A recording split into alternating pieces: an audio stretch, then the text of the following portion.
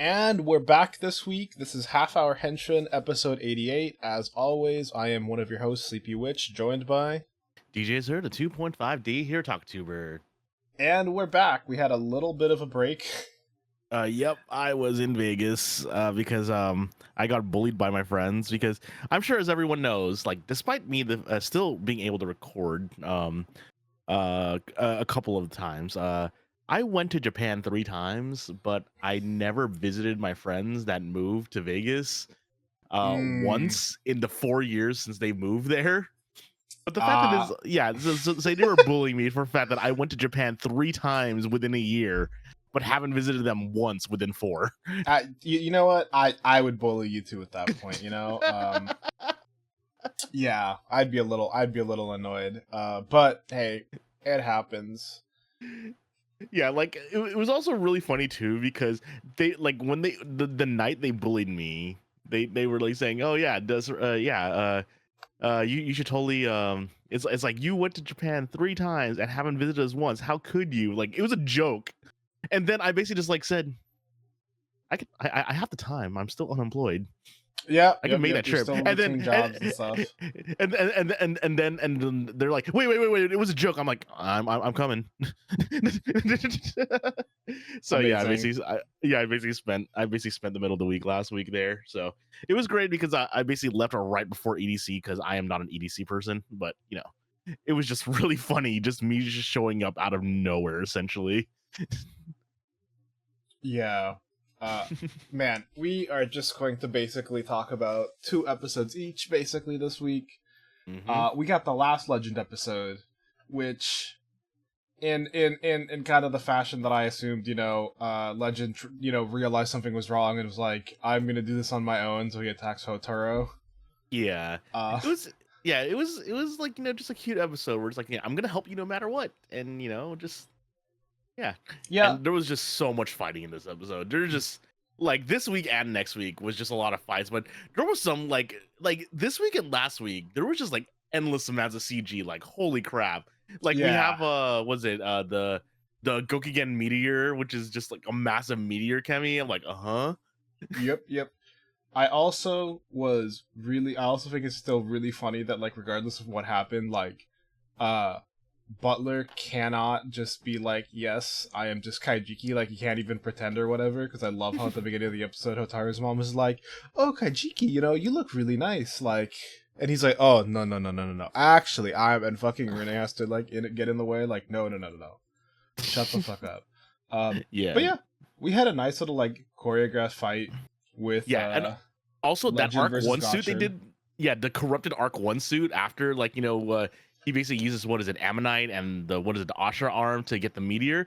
Like, oh man, like just like the fact that he basically like, you know, controls 4, like no, actually no, 5 chemis. I think so he's like basically 4, like chemis. like anti platinum Gotchard. Yep. Like, he looks sick as hell. He looks great. I love the more that we're seeing it. I still really love the Abyssalis King like suit. I think that looks cool. He makes this really interesting monster, and we'll talk about it a little bit more for like the next episode since he's really relevant in that one.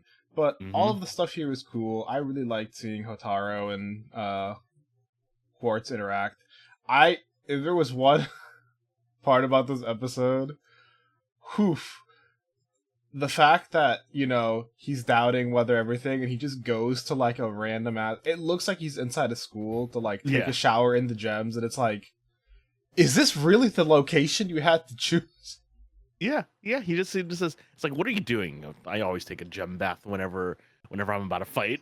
Yeah, and it's just like, why did you choose this location for it? I do also just love like the outrageous like bullshit that he's like, did you come to get in the bath as well? And it's like, no, fuck you. Yeah. Oh man, but you know, like it's really funny because like, you know, his wig like across both scenes, like, you know, he actually does like his wig actually does look like it's like slicked downwards, like, you know, like he actually is taking a bath. Yeah. And then like, because the next scene, like, you know, it actually is like, you know, it does have like the braid in the back and stuff like that. Yep. I feel like, again, it's something about the white wigs that they can't get right, but I feel like a lot of the other times their wigs look fine. Mm-hmm. Not great all the time. but like fine. You know what I mean? Yeah. And it's funny too because like but like we basically just see like Hotaro be a good boy, and it's like saying like it's not his fault, it's not our fault, it's your guys' fault because you guys wanted power. It's like and then they basically like fight. And I love their little like fist bump before they transform together. Like it's cute, especially of seeing the like Quartz, who is this like solitary guy who made friends with our little sunshine boy, and like now they're buddies, and like I love his like nonchalant like whatever. I guess if you want to shine next to me, it's okay. Yeah, exactly. It's like I have no need for friends or comrades, but I guess I can use your help. It's like it's just so funny. I like, Quartz is great. Yep, and then we got to see the really cool bit, which is the 3 writers for fucking Legend. Yeah, it's so ridiculous. Summoning a Metal Cluster Hopper 02 on him, and then just regular 01. Like it's just absolutely wild. And then he just keeps summoning other writers. Yeah, endlessly. The bit that like I just think it's funny that like if we have to go through the fact that he can do this. I know people are basically saying that like Legend is the strongest writer just because he can bullshit other writers into his stuff. But the fact that he can do that and then be like multiple other writers at the same time. Yeah. Also the joke that everyone was like talking about when he summons Kachidoki flags. Dude, that was so cool because I love the Kachidoki flags. Yeah. But I just love that Hotaru's like flags ? And I love that's that. Not what I wanted. I love that he was like, yeah, but I love that he was like super cool with it until Hotaro's like, huh? And then he's like, actually, this isn't cool at all. I'm sorry. Because like we get this like really funny like little zoom in on his face while he's holding the flags. So it's just like, oh, he's hesitating because of Hotaro. Like, great. And then he switches to the fucking Genesis arms. Yeah, and but yeah, it's great. And then we basically get the thing like I was mentioning earlier. The guy from 100 has 4 chemis on him, so it's like we need 4 kicks at the same time. And so you didn't watch Zio, I did but not. There was a moment that I fucking loved, and it's just so in character for Quartz, which is where he says "Iwae" or "rejoice." That part. So if you've ever seen any clips of Zio, there is a character that that everyone universally loves from Zio named Waz. I mean, I actually have the dude's like belt theme as my ringtone to this day. I know a lot of people like. I know people like Waz. I've just heard that name a lot. Yeah, Waz. He basically just shows up, and because he's like there to like kind of like announce that that Zio's arrived, or that there's like a new there's like a new form, and he basically kind of explains it, but he goes like it's like rejoice, the king of time is here, and he does that to introduce the other rider, to introduce Zio. And the fact that he does it for himself, he gives himself the introduction, is just so in character, but at the same time is such a shout out to people that watch Zio, and I love it. No, that's really cool. I also, again, the effects they've been doing, specifically a lot that has happened during this, because there's been a lot of, like, Rider be Rider, that little, like, black shadow cutting through for the kick looks so good. Such a vibe. Yeah. I also love that they threw Quartz like, a little, like, welcome to our world party, and everyone's dressed up in, like, suits and everything, so they could be gorgeous for him. It's incredibly cute. Yeah, and then, the fact that they also use like gold leaf for his cake as well too. It's just so like ridiculous. And then he basically just leaves, and you basically see that he got like final form cards for a bunch of them. Buy phase 3, buy the cards. Yeah. But the thing that's got me excited is as we leaves and he sees through the Aurora curtain, what do we see? Platinum getting beat up. But then more importantly, for a bit, pretty sure we see fucking Daybreak. Yeah, we see Daybreak just for a bit. Just for a bit, the future being destroyed, he just like turns around and like it seems like he notices, you know what I mean? Like it turns back and he looks. So I'll get into this. I fucking love Daybreak. the concept of him, the fact that, you know, he's even like a reference to, like, you know, we had the Alchemist of Daybreak stuff from the very, very beginning. And the fact that, like, you know, his, you know, what we'd assume be his final form in that alternate future was Daybreak. As he was the orange alchemist who was trying to save the future. Fantastic. I love all of that vibe. And, like, as much as I like the other forms, the introduction for Fire Gotchard was, in my opinion, so far the best we've gotten for Hotaru. Yeah. The fact that it was him getting an old artifact and him transmuting it himself, his little speech, which is like the only time we've really seen Hotaru do like straight up alchemy. Like most of the time he's doing it through the suit, so it's not the same. It's like, it feels so cool and so earned, and like, you know, the fucking, that's the real, you know, suit for What's Your Fire, and it's like perfect. Love the suit. And so I'm excited to see Daybreak again. Yeah, I enjoy that too. And then, oh man, yeah. And we don't really have to talk about the preview. Yeah, but wait, actually, I'm not sure. I'm trying to remember if that is the lead into the summer movie or not, because you have like so like, I mean, it's technically not a spoiler, but you have seen the poster for the summer movie, right? Yeah, so I have seen that we have the new form for the summer movie. Yeah. Now, I don't know if that's... I'm going to be honest. I'm going to be really disappointed if Rainbow Gotcha, like, if that's his final form that is, like, movie exclusive, movie introduced. Because I already felt that was kind of with for Majade's first thing. But I'm like, cool, it's whatever. But if that's how we get our final form and we don't get to see its like debut for a while, I'm actually gonna be kind of upset. I don't think it's gonna be there. I don't think it's gonna be the summer movie, because I think summer is probably not gonna be for another 6 weeks. And you know what? We'll use this because that was episode 35, and we're moving into episode 36, which basically means that we have roughly 13 episodes left. Right. Yeah, we should have about 13 episodes left. And talk about 13 episodes left, I mean, just because I want to say it. Kamen Rider Gav. Kamen Rider Gav, yeah, we'll talk about that in just a second. I will say, just because we're talking about it, I do like the design for the Rainbow Gotchard suit. I like that we're using the blue from Fire Gotchard. I love that we're like leaning into like the alchemy engine. I love that it's like a little dragon or something, or like a dinosaur that he puts on the thing, so I assume that hatches from the egg. Which is how we'll well, we could talk about Gav after we finish talking about this episode, just because Gav is technically a whole separate thing. But the preview of last episode to kind of like start into this episode, we see a little rainbow egg. You know, it's got the little gotcha arrows on it as well, and obviously the Abyssal's king really wants it. The most important part of this episode, though, is obviously the intro, in which they all try to make Lachesis laugh. Which is incredibly dumb. I really liked it. It's really funny. It's also really funny because Renee is actually like really into it.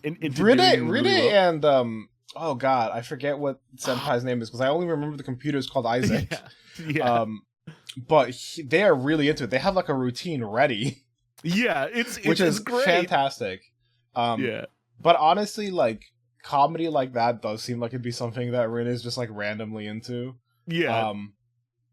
I also love that they, instead of it being like, oh, Hotaru didn't have a bit and he's actually kind of funny, like, she ends up laughing because she thinks they're all kind of pathetic and they're all like, I think we won, except I don't think she's laughing with us. I love that, okay? I love a mean girl, and the fact that she feels joy for thinking they're pathetic is really funny to me. Yeah. They have a lot of fun with Lachesis. Like, they do. Her actress is doing great. I love her so much. Okay. Yeah. And then, you know, we actually see and then we see a report to the alchemy, to like, you know, the alchemist, like, you know, which is the like, arrived. Yeah, and look, it's the alchemist. You know, they look like they're wearing bathrobes. Yeah, and then it's like the king, like the king is there. Oh, who's the king? And then the curtains drop and he's there. It's like, what the hell, Giggist? Dude, this was honestly such a cool move. It was so baller. Like he just shows up. He doesn't give a shit. Okay. Yeah. And he just absolutely dismantles them. I love that he dismantles the first alchemist or whatever by being like, oh, I gave him a little bit of power since he was brave, but it just killed him because it was too much for him or whatever. I fucking adore the fact that he like just teleport, like he's using the teleport to get obviously to get Valharad to like the actual fight filming location. But I just thought it would have been really funny because for a second I thought he was just like ditching him. You know what I mean? Like he just TPs him out and he just doesn't follow him. He just leaves him there. I feel like, I don't know, because I haven't seen all of Rider or all of Sentai, so I don't know if it's ever happened. But I think it'd be funny, especially with how much, a lot of the bad guys always have like a way to teleport out, in the middle of fights and stuff. If just one time, it just like, Rider shows up to the fight, dude just teleports you away, and he just keeps doing that. Yeah. But, it was cool.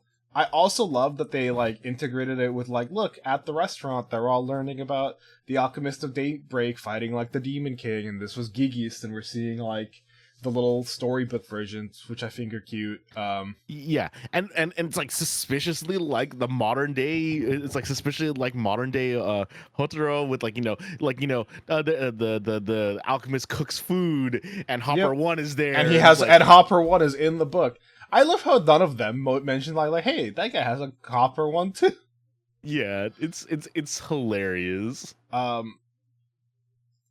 yeah, we get to see honestly really intense fight with Valvarad. I mean, not for the king, but it is cool watching him dismantle him. It's cool seeing him use this suit. I love that we get to see like a new because I don't think we've seen like the big Oni club smash from Valvarad before, have we? No, I also almost feel kind of bad because they actually did the full CG for Valvarad's transformation this episode just for him to lose. Yeah, and again, it's one of those things where like I look, it's one of those things where like I want to defend Spanner because like this is the final boss. Of course he's gonna lose to it.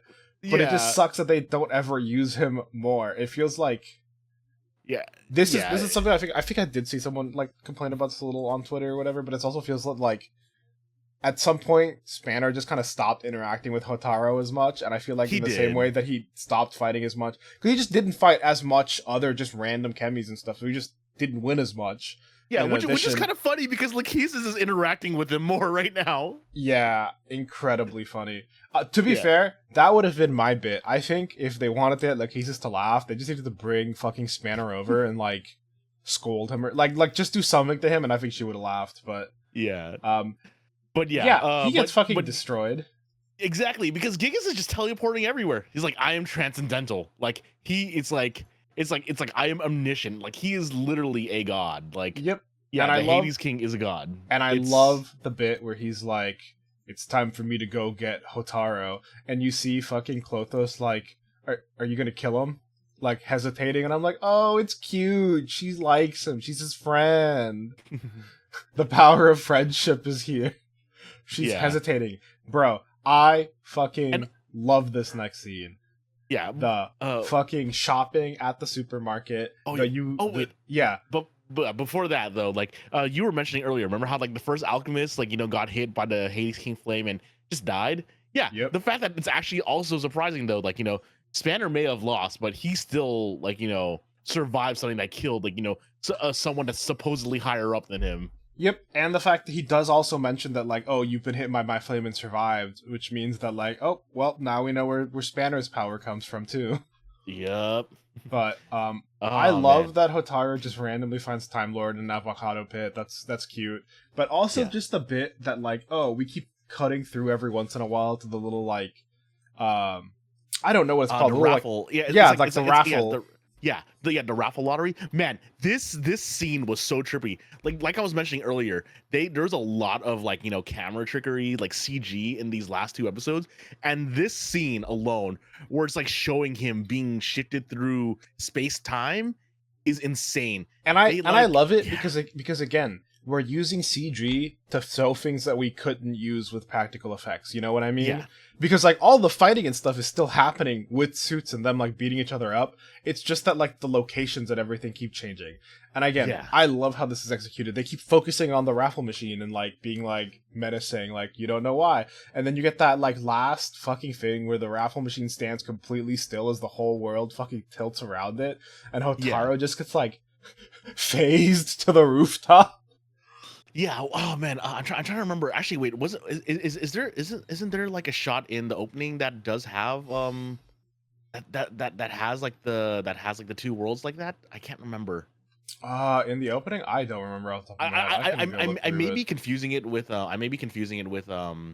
with another season, but like it's like no. Okay, yeah, I was confusing it with Revise because Revise actually has something similar. Like it actually does make sense in context, but like they never actually like did this whole like world flip thing. But yeah, but man, it is crazy because like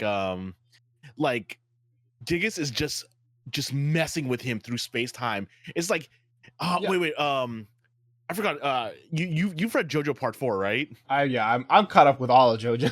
okay I actually still need to finish Part 8. But he actually does something kind of like what Okayu does. It's like he's not even moving forward. He's just teleporting Hotaru to him so that he could heart grab him. Yep, and he like fucking smashes them. Hopper tries. He smacks Hopper out of the way, which incredibly sad. I love. Look, it's so funny. I know why they do it. I always can't help but chuckle a little bit every time they have to do something with the Hopper toy, and then you just see like the toy just like fucking like get fucking chucked somewhere. Yeah. But yeah, but he man, goes like, into there's so much lore in this episode. A part of me that split off 120 years ago. Yep. You have to. Hello, thief. I've come to bring back what you took from me. Yeah. And I love the bit that it's like, because I didn't realize what he meant in the last preview when they're like, oh, this egg is here, it's growing or whatever. But like he just rips it. It's been growing inside of like his power's been growing inside of Hotaru. And the fact that when he tries to rip it, when it fails and he's like, you would dare reject your master, and then all the fucking chemi cards and shit fly out too. Yeah, like it like it's absolutely insane too. Like holy crap, like I thought I mean I know I said heart grab, but yeah, like he was grabbing this chemi egg, and like and he's like grabbing it through like the stomach, and it kind of makes sense because he's basically grabbing where the belt would go normally. And then he's like, yeah, I'm the one who made the original chemis, and all the other chemis are like derivatives that you guys made by like copying my techniques. Yeah, what's also insane about this too is that I think I may have mentioned this like in one of the episodes, but the Cross of Fire, where pretty much power is not inherently good or evil, it's how you use it. Or pretty much the heroes and villains using the same source. Like we knew that they both were using chemis, but this is just another one of those great things where it's like this main villain actually was the one that created the power for our hero. Yep. And it's just, oh man. I mean, we've talked about it from the beginning. I told you at the end, the bad guy would be alchemy. Yeah. And dude, the fact that he just keeps like doing the like realm warps are so cool. Like he realm warps and then suddenly like Clothis is here now, who uses the abyss gear to fight. Man, the fight with Skabos is so sad. The thing that I'm super sad about is that he also took Ant Trooper, and we said he's gonna fight Ant Trooper, and I'm like, if Ant Trooper's gone, does that mean we fucking lose Wrestler 4? Yeah, we use Ant Wrestler. Dude, I was like, no, rest in peace. And like, oh man. Yeah, and after that, instead of having like silver restraints, they're red now. Yep. It's just because they're not like amalgam. They are amalgam, but they no longer have a person. And you saw that like he tried to use fucking X-Slash to like rip the person out of the chemi, but like there's no one else. It's just the fucking chemi. And the fight, cool as hell. We get to see everyone kind of try to contribute. We get to see like the big ass meteor attack, which was cool. But then you get to see your boy UFO X again. I love UFO X. I love that dumb fucking helmet. I love that he's got the little head on his head. Yeah. Incredible. But just the fucking waiting for the clouds to part. He pulls up the card. Come back, Skabos. Like, all the fucking music is down. You just see smoke, and he runs into the fucking smoke. And we actually get a fucking Skabos prop. Yeah. Which I thought was intense. And it's all white. It's like life drained out of it. Like, it's fucking dead. Yeah, like it's actually pretty sad. Like, it's really sad. Here's the thing. The fact that it hasn't actually like disappeared or anything brings me to believe that he's going to be able to bring it back at some point. Mm-hmm. I thought it was going to like crumple in his hands and stuff once he picked it up. Like, I was expecting it. And then like the last thing we see is like the EX egg and Skabos is like the cards for this week before we get the preview. Oh man, I'm so excited. Ant Trooper. I fucking this next episode preview giving me whiplash. Yeah. Yeah, I killed Skabos. Then Hopper 1 goes on his first errand. Yup. It's so fucking funny, and we just see him like interact with a dog and get like water poured on him. And it's really funny because I know this is like a Japanese thing where like your first errand like as a kid is supposed to be kind of like a little rite of passage kind of thing. Yeah. And it's just like, oh, Hopper 1 gets to go do his first errand. That's really cute. And then it's like everything else from the episode is like, Ant Trooper, no, we have to kill you too. Yeah. Oh. And after that, we see all the sisters together are back. Yeah, so we're gonna see what that goes on. But yeah, Kamen Rider Gav. We got like the trademark image. Yeah, we got the logo's cool. We got the new logo. Yeah. He's gonna be purple is kind of the theorized thing because people have seen like someone in the suit in what they assume is the suit. Yeah, we still don't know if we've seen what looks like maybe like a leaked Rider image. Oh yeah, the driver image. I don't know if it's real. I don't know. If it's real, I love the fact that it's got fucking shitty teeth. Like that's terrible. Here's the thing. I am a big fan of the crank just because that reminds me of Build and the little crank, the roll is especially if it's like biting up and down is really cool. I will say that for like the current last couple, Geats and Gotcha, there is something really cool about just having like an instant mechanism for the transform. Like it feels cool. Like, you put on the belt and it's like dun dun, and then it's like flip the switch and you instantly transform. Mm-hmm, yeah, it feels very dynamic. So I'm curious to see how they're gonna set up another like crank where you have to like wait for it to happen transformation. Yeah. Oh man, I'm curious as to what they're gonna do with it. But at the same time, like I want to know if that is actually the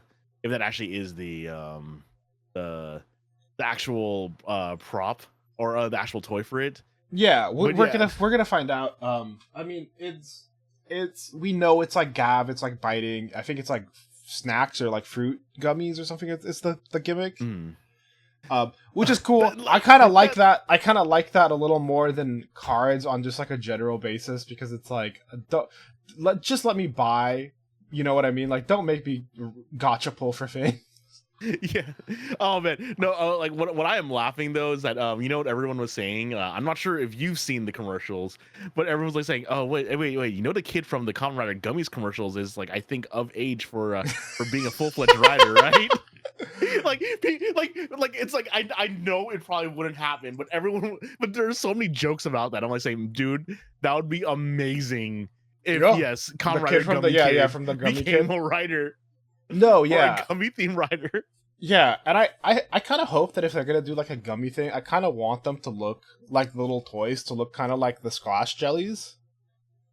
We only got 2 of those, but like having like, you know what I mean? Like a little squishy thing that goes in. I think that'd be cute. We'll see. It's a wait and see kind of thing. We don't have the info, but it's cool. I love it. It really has been like a G kind of thing, Geats, Gotcha, and Gav. We're gonna see what comes out of that. And the thing is, like, I think everyone's just like calling because of how the katakana is. It's a gavu or gabu, which is bite or chomp. Yep. Which is it's a pun because he's eating. Because I mean that was also the pun they used in for Kyoruger. For Kyoruger, yeah. Gabu. Yeah. So Gabutira. Gabutira, yeah. Oh man. Okay, so we only have one episode about Avalon to talk about. But it's funny though because it's 15 episodes. It's 15 minutes long versus like the 2 5-minute episodes we got. I think it was 7 and 9. They weren't that short. Okay, well, I mean, it was longer because there was a lot in this episode. Yeah, we go through a bit. We meet a goblin. Yeah, we actually see like this actually explains the whole like the hierarchy of the hierarchy, and like this is actually like super cool because I really love the idea that it's a bunch of this like a bunch of like the Western style of Fae. Like we're actually dealing with the Fae, not yokai. Yeah. So yeah, I think that's cool. We got goblins, we got ogres, elves. I thought it was so fucking funny the bit where he's like, if you look around, you can see them, and it's like Elf who moves the hair out of her thing to take a phone call out of her ear, so we can see the long ear. Dude who just really wants to scratch his horn, so he takes the hat off. Like, I thought that was funny. It's really clever because because if you know anything about Fae lore, like this makes sense and it's super cool. Yeah, I do want to see more because as far as giving this episode and so far this concept wise, I think they're doing fantastic. I love we're gonna do the medieval and we're gonna deal with actual Western Fae, all of that stuff, fucking awesome. Also, I just thought it really funny that every time the Will-O-Wisp shows up and he only talks to the Will-O-Wisp in English, which just leads me to the fact that the Will-O-Wisp cannot speak Japanese. Yeah, that makes sense. Man. Yeah, I mean, another thing too, though, is that they actually do have, foreigners also be the Fae as well too. Yep. So, yeah, it's very interesting. It's like he's like, don't treat them like monsters. Like that's the big rule. Yeah, as long as they don't attack us. Yeah, as long as they don't break the rules as well too, you don't have to do anything either. Yeah. And we have kind of the hierarchy of ogres over orcs. Kind of thing, an ogre thing. This is, in my opinion, in general, I've really liked so far what this series has done. So I'm not complaining from this shit kind of sucked. I don't want this to succeed. I want them to do better, which is why I'm going to complain about it a little bit. I feel like the writing, especially for this last part on the character side, was kind of not great, so far, this guy who's shown up, been this really competent knight, cool, suave, or whatever, just shut up. It's I don't think he found us. I'd heard you, and it was a funny bit, but it just felt kind of out of character. A little bit. He's bluffing. And then so they have the fight, and he transforms, the ogre starts winning, and he's losing, and he's off with your head, and then he just stands up, oh, you thought you were winning, and he beats the shit out of him. I feel I don't know, it just felt almost rushed. They were trying to do something cool, the bad guy got the upper hand, but actually he didn't need to all along. I feel if they would have combined the earlier scene and this, so he basically, we get a monologue where we find out that it was this ogre's brother who killed the other character's family, right? I think if that monologue, or if that revelation would have happened during the fight, he's losing, and then he this is how he finds out that he's oh yeah, this other guy smells, what my brother did, and he finds out oh, that's how he finds out that this other guy killed this dude's family, and then he's okay, well, I got the information I needed. You thought you were winning, huh? And then he beats him up. I feel that would have been better. But in this, it just feels he was getting beat up, and then he starts winning, and then it was it doesn't feel there was a reason he should have been losing. Why did he need to pretend to be losing? Yeah, true. That is it may have been because I think one of the things that I did recognize. I mean, because I was mostly mentioning it. I was thinking about it because of how long the episode is. The split for the fight starting really does start at the midway point of the episode. Like it's like pretty much perfectly mid. Well, I want to say perfectly. It's like at 8 minutes in, out of a 15-minute episode. So like they definitely probably wanted to have like half story, half fight. So like it was a little bit of an artificial way to like have it, but we did get a very what's a good way to put this? We did get a very pro wrestling, very classic tokusatsu. Oh, nah, just no sell. And I think I feel like the concept of that is really good. Mm-hmm. But I feel like the thing that makes but I feel like what makes it good is marrying the story and the fight, I feel like that's what takes it from just being like, okay, this was fine, to like, that was awesome, like that was great. Yeah. Again, saying this from like I want these guys to do good because I still really like what's going on. So I don't want it to come off like I'm trying to be a hater, and I especially love the bit at the end where the other guy's like, "You're just gonna let them go," and he's like, "Yeah, I don't think they're gonna try to kill anyone anymore," and like they realize that working for an ogre isn't all it's cracked up to be, And I love the whole bit about him being like, maybe you're not gonna be able to forgive their kind now, but like they've also lost a lot, and they've also like dealt with things, so hopefully in the future you're going to be able to like learn that like not everyone is like that. So I like more than I dislike. It was just that one. Oh yeah, no, definitely. Like, it was a lore heavy episode, but yeah, like you said, and I like the lore. They should have married the story to define the concept. And I feel like the one thing is like we get kind of like this ends, and we're getting kind of like the "Welcome to my world," which I think is a cool line. They shake hands. That's how like the episode ends, which is really cool. But I feel like the one thing right now that I feel like the show is missing is really like a set personality, especially for for Avalon. We get to see this really cute thing in like the opening where like they're like chasing each other and doing like he splashes water on him on the water fountain. Like that's cute. We're getting like they're friends, they're like goofing around, but like I don't feel like they've shown too much of his like personality at all. Because we've got to get to the lore, we got to get to the fights, and it's in total it's like what, if it's like a 7-minute episode, a 9-minute, we've gotten 32 minutes of show, so it's not like they've had a lot of time.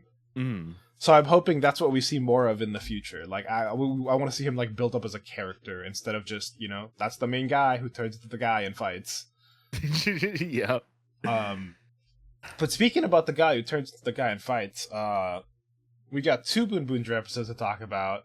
Man, I loved the episode 11, okay? I love the fact that his like almost, I'm gonna just call him like his like surrogate father. Yeah. I love how he's just like shonen. Yeah. So actually, wait, is it wait, is this the same set they use for the company president in Kamen Rider O's, the happy birthday guy? I have no idea because I still haven't seen O's either. Oh man, I think it is. I think this is the same set they use for it. But I love that he's like shonen, and it's like I think I'm a little bit old to be called like that. He's just like, nah, I'm always gonna call you that. Yeah. Oh man, but we get the introduction to him. I'm not sure if we're gonna see him again, but he does seem like very like I hope if we see him, I hope if we see him again, it's going to be like a background bit. Yeah, it doesn't seem like he's going to be like super, super important. Yeah. But like, okay, the thing I was worried about was like, it's the big guy. He's got a lot of money. We got like this blah, blah. I'm like, oh, is he going to be a bad guy? Is it going to be sad? And then he's like the nicest, sweetest dude the entire really episode. Is. And it's just like, okay, I'm glad we were able to have something nice. Yes. And here, why don't you deliver this plushie, this marketable plushie, plushie that you don't need to buy on P Bandai, because I actually did see them in stores during that weekend I spent in Japan a couple of weeks ago. Yeah, I was debating on buying one, but I was actually looking for. I do like the Boon Boonja toys. I'm gonna have to go check out. There's a store called Japan House that actually stocks like some Toku stuff sometimes. And it's it's not nice enough to have like a resale stuff. It's mostly like recent Toku, but I was able to find a couple things there. Like I have like an SH figure arts of like Don Momotaro.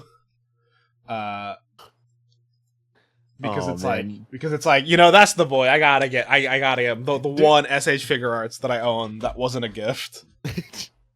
Oh man, like, sorry. I like because I know I told you about this, but recently, the King Oger and Dawn versus Dawn Brothers movie and the King Oger versus Kyoruger movies came out, and I can only just think about Dawn Brothers right now. Dawn Brothers just never change. Yeah, we'll talk about that. We'll talk about that in the future. But okay, just the incredibly cute, wholesome episode. He's got to go deliver this. Very good. We get introduced to our new general. So our replacement for Madrex, who supposedly seems lamer, but don't let him hear that. Oh my god. I love this guy's whole vibe. There's something about the like bad guy with the glasses and shit and everything. Yeah, fantastic. And he's absolutely flamboyant. Like he's just loud. I also love that like he almost makes like a thing where they're gonna like, oh, we're gonna have a break, and he like narrates them almost like he's the one who made them. Yeah, it's always the non. Yeah. But I love the suit. I love the vibe. It's really the face. It's the fucking goggles on those eyes that I feel like really puts it together. He looks but fantastic. it's like he's also like, you know, like you were mentioning 2 weeks ago, like when we first saw the preview, like, you know, he is wearing a lab coat, so it makes sense that he's a custom core engineer. Yep. Like, you know, he makes customizations, and, you know, like considering the fact that like in car like, you know, very car culture-ish, like, you know, just modifying cars. He represents that, so it's actually really cool. I also love that he's got this little scepter, and it kind of looks like, you know what I mean when I say like the doctor's scepter. Ooh, but instead of it being a doctor's scepter, it's got like a little like wrench and like a fucking chainsaw on one side. Yeah, it looks like a miniature version of him as well too. Yeah, which is fantastic. They make the first new auto monster, as we were talking about. It's like a satellite dish. Honestly, nothing to complain about design-wise. Nothing that I'm like, oh, this is like way better than anything we've seen before. But also just, he looks awesome. Yeah, but we also get a really sick transformation sequence this week, because they're actually doing the holy shit. Yeah, I've been waiting to talk about this, the mid-fight transformation. Yes, and the fact that like everyone gets the best, and the fact that everyone gets like their own like specific dynamic pose. We get people dodging, we get people jumping. Oh man, everyone gets ready to transform, and like the fight continuing. Sick. It's so good. I know everyone's been like talking about it on the internet. It's like fantastic. You know, we get like Chassis, who does like the block, uses the fucking ground to like start it up, rolls into. I love that he rolls into like shooting position. Mm-hmm. So it's like super cool. Mira like fucking smacks one on the head to do the transformation, kicks another one, uses him to like do the slide. Exactly. Oh, it's so cool. Yeah, Joe doing that, and after that, like Joe just like judo flips someone and then uses his body to transform. Yeah, and after that, like and like the mid transformation kick, this like, you know, like spin kick from Break is also really awesome. Holy shit! They really do make him like the stylish member, so I feel like he gets the best one. Yeah, and it's also really funny too, because as if everyone else is thinking it, Team Rocket. Dang, that was slick. So cool. I love that they're like clapping. I love that like we have one of them clapping. Yarukar's just like, oh. And then we have Itasha like with the hands on her cheeks like, ooh. Like, I love these two, okay? I love these three. They're so good, okay? Mm-hmm. And I love the bit that, you know, Taya's like, I gotta go help my friends.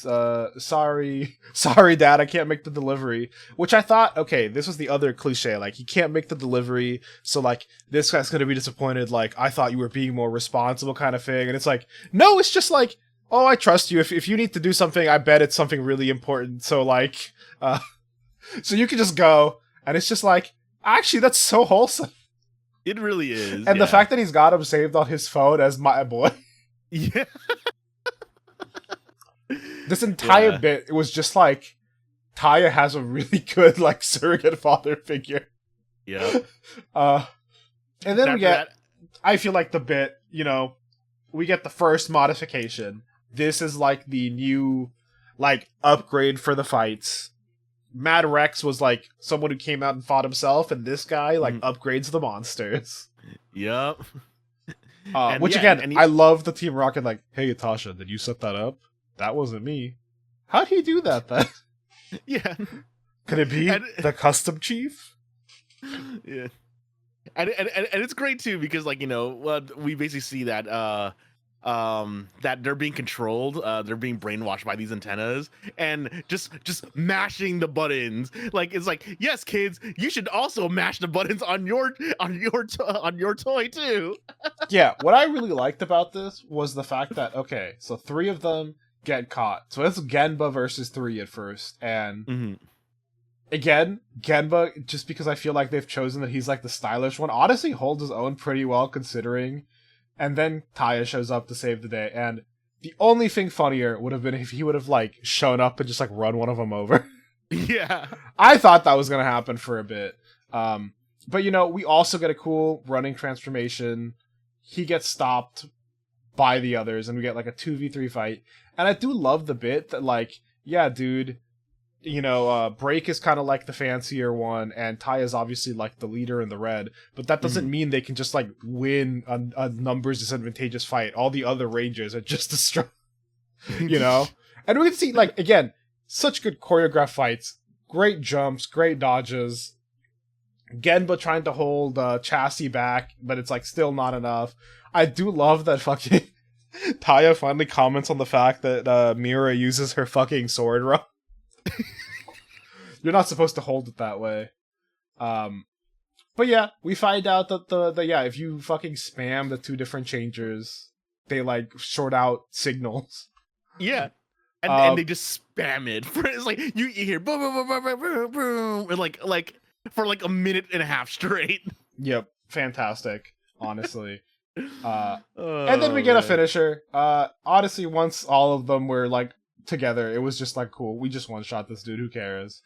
Yep. We get the next Rainbow Road sequence. Which was so short. Like, yeah, it's yeah. Like I like how they're making I like how they're making them short now, just if they need to.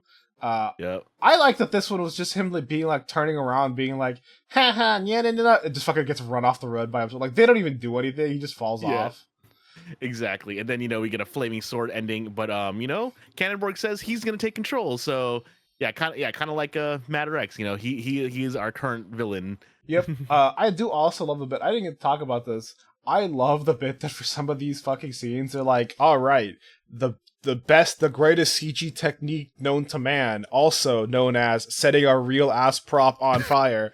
There was an interview with fucking Spanner from his like debut episode where he was talking about how his hand was super sticky because it had to be coated in like anti-fire like fucking jelly because they actually just lit the fucking rusher on fire.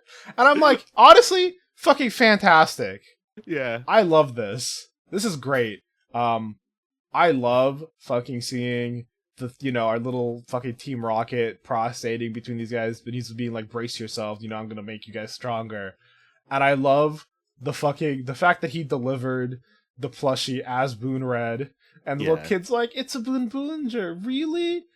Yeah. And I love that no words were exchanged, but the surrogate dad gets a call, and he's like, understood, and he's like, I had no idea, my boy. Yeah, it's like Boon Red, you're there. It's like Boon Red, like, good job. Yeah, and it's like, you never cease to amaze me. And we get to see like a cute picture of what looks like, would have been like Taya's graduation or something. Mm-hmm. So again, incredibly cute that we get to see that, like, yeah, dude, Taya didn't have like a family because they died in an accident, but like he still had like a good surrogate, like role model. Yep. And then we don't even need to talk about the preview for the next episode because we're just gonna go straight into it. Yeah. I know, dude. Go on. Holy shit. Everyone was talking about the fact that they were just like, oh, this is just going to be an episode where he's just like in the suit the entire time and we never see him untransformed. So the fact that we see him untransformed like 90% of the episode was awesome. Yeah. Also, I love the beginning of this episode. Just all of them hiding out in a corner. I don't like the custom corpse chief guy. He's weird, snooty, and just plain shady. Come on, you two, mind the volume. What if he hears us? And then the funniest part too is that he's the one that summons the auto monster, and then Natasha's like, "Wait, that's my only job." Yeah, I love how he just like walks from behind him and be like, sorry. That's my entire job. This guy, I thought he was a cinder block at first. Turns out he's a getter. But look, Taya finds fucking Speedor in the grass. Yeah, it's really cute. You actually do get to learn about. It's really funny that they're like advertising like Go Andre, and Go Andre was like how many years ago, man? I think 75 was when fucking Go Andre came out or something. No. Go Andre's 2008. 2008. So yeah, it's an odd number to like reminisce on, because 2024. So that's 16 years. Like, this is not even a 15-year anniversary. It's like 16-year technically anniversary for Go Andre, and it's interesting. But it's like the theme, the car theme. So obviously, like it makes some sense. Yeah. So like this makes me really hope that they do some Car Ranger and some Turbo Ranger stuff, so I can learn about Turbo Ranger, but also so I can see what memery they would do with Car Ranger, because Car Ranger is jokes. I cool. Yes. Anyway, I love that he just brings him over, and it's like, I need to go find my partner. And they're all, I love we get to see him immediately turn a kid into fucking Joe at the fucking police precinct. Exactly. Yeah, and and it's actually really cool, because I actually did get to take a picture with him at Japan World Heroes last year. Nice. Like, it's actually really cool that we actually see him there.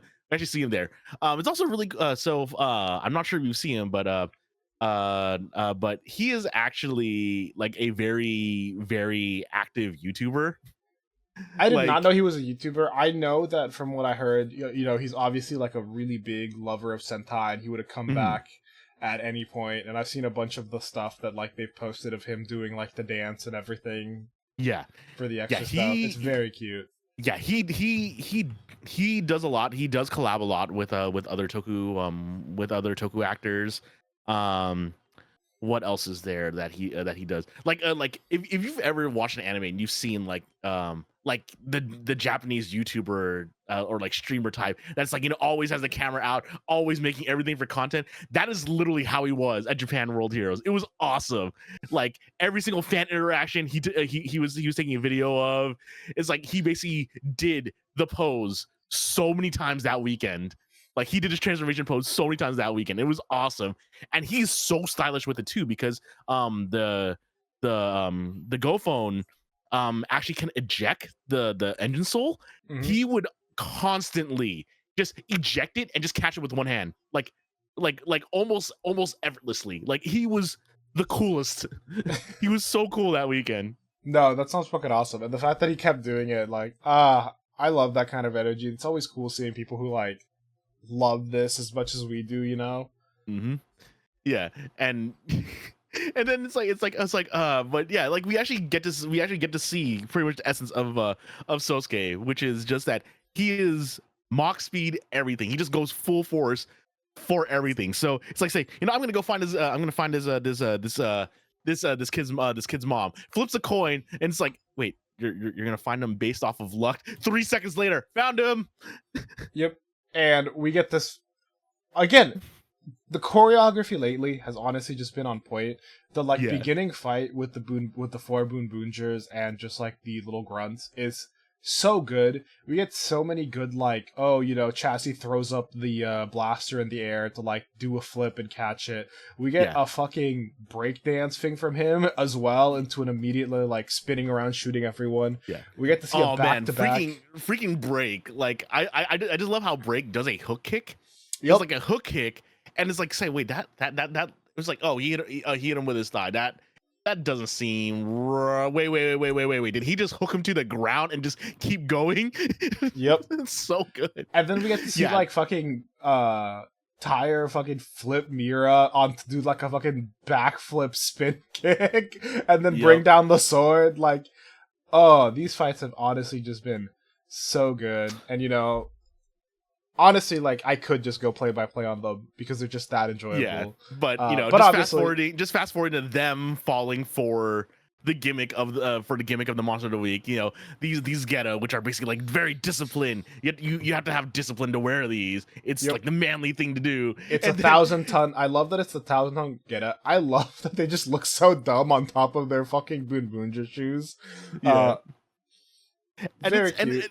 It's also just really funny too because they can't move, and then you know Sosuke shows up, gets them put on him, and it just starts. Yeah.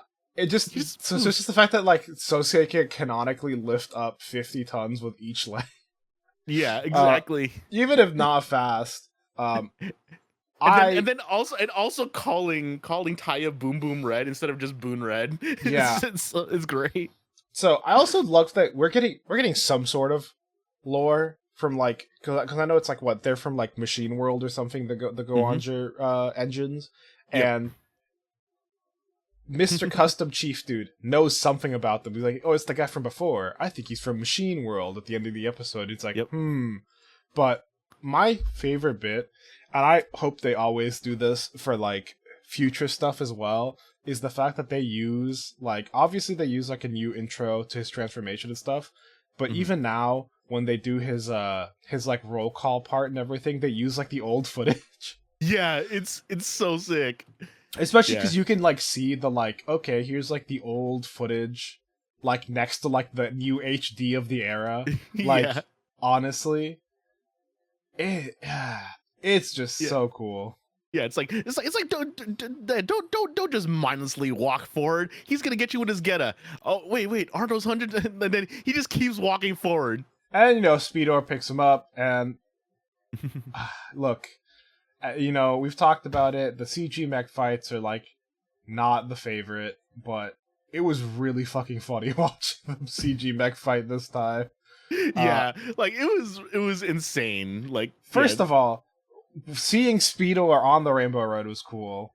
I love that he was allowed to like be introduced in there. We put in the engine soul into the car.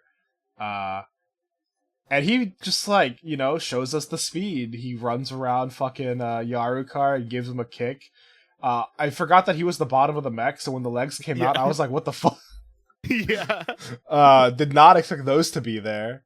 And again, I love every time we're switching to like the cockpit pilot scenes, we're seeing like old footage. Again, probably favorite part of the episode though has nothing to do with this. It's the fact that when Yaruka falls out of the sky, they're ready to catch him, and they even have like the little like airplane like this way. Yeah, it's so cute. They got their boy. Yeah, they're like good work out there. Yeah, it's like they're just used to it at this point now. It's great. Yeah, and that, but it's also great though because like you know we do get to it's like we see the bear SUV, the bear van, and I forgot what the other one is, but we actually do get to see Engine O. Yep, just like still show up. We get to see like their main mech, which is cool. Again, this ended up being like mostly a CG fight because they end up like tying their feet together to do like a 3-legged race, like cartwheel. They like turn into a ball and hit him like Sonic the Hedgehog style. It was and then we get like the double rider kick. Yeah, but it was also super sick though because we actually like I'm not sure what exactly was like no, it definitely was legacy footage, like you know the Engine O slash where he basically just like you know just like, they do it's still his suit. They do the independent finishers and we get the independent like you know he pulls out the sword and like it's the obvious old footage like literally side by side with the new footage. Like I don't know, I thought that's cool. It's such a vibe. Oh man, and it's great too. And then like you know for people that did watch Go Azure, we get like you know an update about like you know someone got married, and it's like oh cool, I need to go there. Yep, I gotta hit the wedding. I love how he calls them Kohaigers. Yeah, it's so cute. Junior girls in the translation, like very cute. And he's like, you know that I'm you know Boon Red, not Boon Red, and he's like, yeah, I know. That's just incredibly funny to me that like you know you don't have to call me that. I know. And just walks away. Yeah. But yeah, no, like it was a cute episode. Like we didn't get much story because it was very much a tribute to Go Onger, but it was really really cute. It was very cute, and I do love seeing that like at the end, Mira's like, oh, it's kind of like how Bundario's your partner, and he's like, partner. And then I do also love that for the end of the song, we get to use him for the like the kid segment, the like yeah, gotta move forward at max speed. Nope, when the light's red, you don't cross. yeah. I love the dumb. By the time the series ends, I am gonna try to put together a video of just like all the fucking tips. Yeah. Just so we have the comprehensive Boon Boonger how to deal with traffic. Next episode is we're losing motivation. Also, Genba has joined Team Rocket. Yeah, and oh man, this episode looks great because I'm assuming did Team Rocket get their own mech? It looks like they got a mech, and it also looks like we're getting like the new like wild Boon cars. Oh yeah, that's right. This was called Procuring a Betrayal. But yeah, we got these new Boon cars that we have like what looks like a evil version of like the Changer. I don't know if you saw like the repaint bad guy Changer. Yeah, which and everyone, also and everyone has the heavy cannot no motivation or sleepy eyeshadow on right now for the makeup. Yeah, to be fair, that's just what I look like most of the time. But oh man, I also just love that like when we're seeing all of them like sleeping and doing whatever, Chaz is just like under a table. But I'm very excited. I love seeing this Team Rocket do their stuff. Yeah, I love our Team Rocket. They're great. Okay, I really don't want them to fight anytime soon. I know they're called Heshelians, but I keep forgetting they're called Heshelians. Yeah, because it's just so easy to call them Team Rocket because of the writer. I love them so much. But yeah, thank you for our long hour for our hour-long 2-episode mashup just because we were gone for a week. We'll be back as always next week. Later. This program is brought to you by our unending love of tokusatsu. And if you enjoyed the show, be sure to like it. And to leave a review, since that really helps us out. And if you would like to support us further, consider becoming a patron at our Patreon, Half Hour Henshin. You can get some exclusive benefits, such as your name in the credits and joining our sticker club. Or, if you want to help with a one-time donation, you can also find us at Ko-fi at Half Hour Henshin. You can email us with any questions or theories at halfhourhenshin@gmail.com or on Twitter at halfhourhenshin.